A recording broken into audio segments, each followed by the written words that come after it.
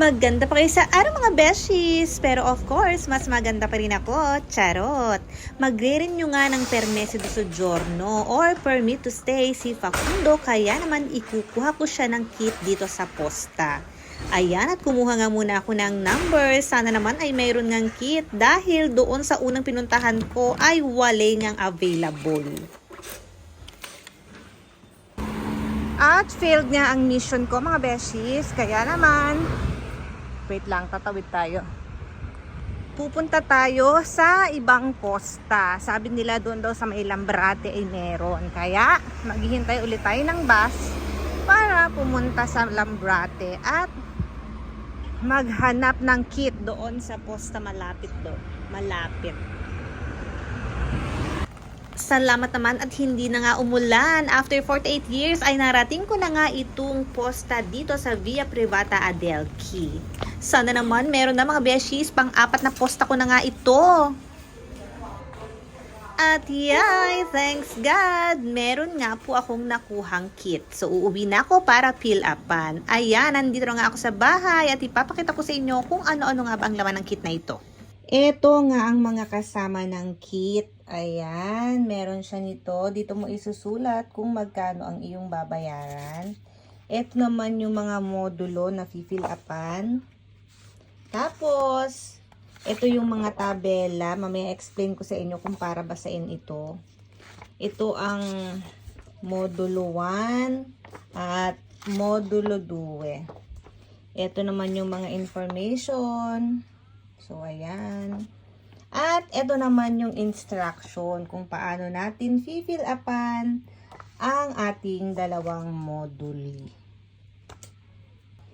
Ito nga mga beshies, papakita ko muna sa inyo kung paano mag-fill up. Madali lang naman mag-fill up, pero kung hindi kayo sigurado sa inyong isusulat, mas mabuting magpatulong tayo sa ating mga patronato. Isang halimbawang ibibigay ko, ayan. Ministero del Interno, Questore D, of course, Milano, dahil taga Milano nga ang beshi nyo. Ayan. Provincia, nakalagay naman dyan, letter B. So, titingnan natin dito sa letter B kung ano ba ang sabi. Vedere nella tabella allegata numero 1, yung province. So, titingnan daw natin dito sa tabelang ito na number 1 kung ano nga ba ang province na isusulat. Of course, as I aforesaid, Milano. Ayan. So, MI. Isusulat natin dito ay bawal magkamali dahil isa lang ang ating kit. MI. Black ball pen ang gagamitin. Dito naman ay, syempre, ilalagay natin Milano.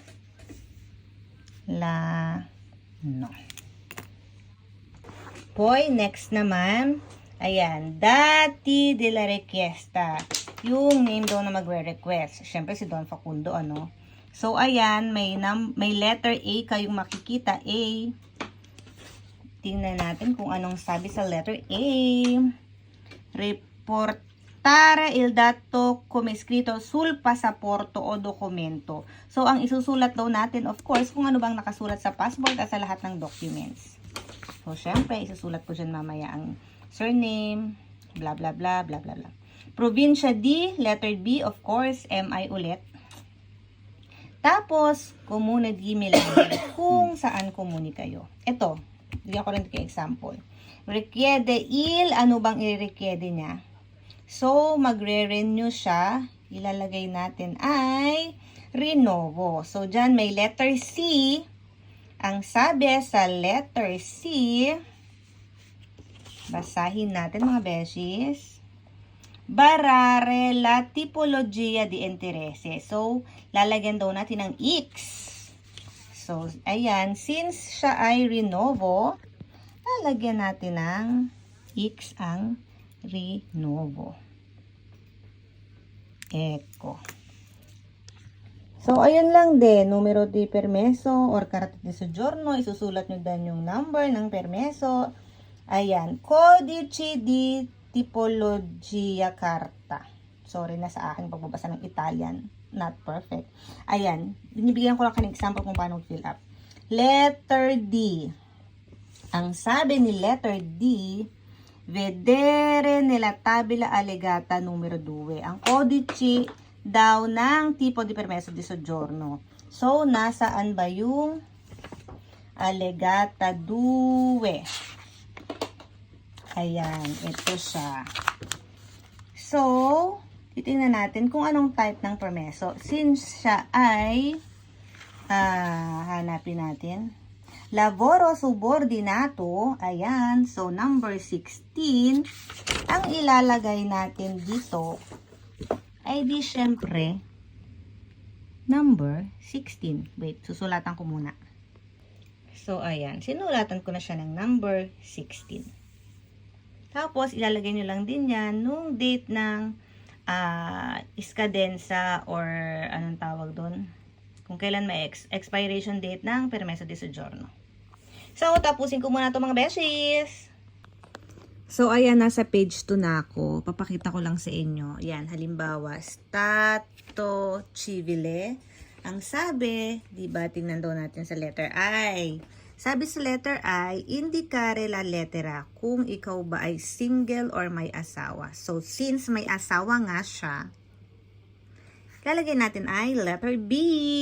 Dito, letter B. Wait, ha? Letter B. So, ang sex niya ay J. Ayun din. Inserire la lettera, of course, M for maschio. So, isusulat mo lang dyan ay letter M. O, diba? Super dali lang mga beshies. Wait, pakita ko rin pala sa inyo ito kasi meron din kayong mga part na hindi pipilapan. Gaya nito, sezione 5, dati visto sa letter M.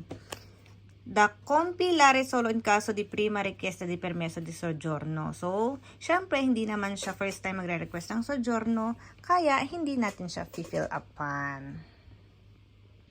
Ito namang part na to ay ang dati ng datore di lavoro. So, name, codice fiscale ng iyong datore di lavoro.